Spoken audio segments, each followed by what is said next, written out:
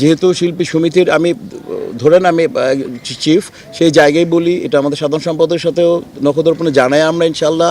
ওরা বলছে আপনি যে সিদ্ধান্ত দিবেন সেটাই, এবং ওরা আমরা সিদ্ধান্ত দিচ্ছি যে আমরা ইনশাল্লাহ আমরা দিনের শেষে আমরা আমাদের ঘরে ফিরে যাব সুস্থতার সাথে। যা হয়েছে দুজনেই বলছে ভুল এটা, এবং কোনো ব্যাপারই না ভুল, বাস তারা বুঝতে পেরেছে, এটা উভয়ে বুঝতে পেরেছে এটা জিনিসটা মনে হয় এভাবে করা উচিত হয়নি, এবং তারা আমাদের শরণাপন্ন হয়েছে, এবং আমরা তাদের অভিভাবক হিসাবে আমরা তাদেরকে ইনশাল্লাহ একত্রিত করে দিয়েছি। যখন মানুষ বুঝতে পারে তখন সেটাকে আর ভুল বলা যায় না, এবং আমরা সমাধানের পথে হাঁটলাম না, শুধু আমরা ডিসিশন নিলাম যেটা, সেই সিদ্ধান্তটাই আপনাদেরকে আমার মুখপাত্র সিনিয়র ভাইস প্রেসিডেন্ট যেটা তাই পড়ে শোনাবে, এবং আমরা আশা করব আপনারাও, আমি আপনাদের কাছে গভীর অনুরোধ এটা নিয়ে আপনারা ওনাদেরকে এটা নিয়ে ভালোবাসেন।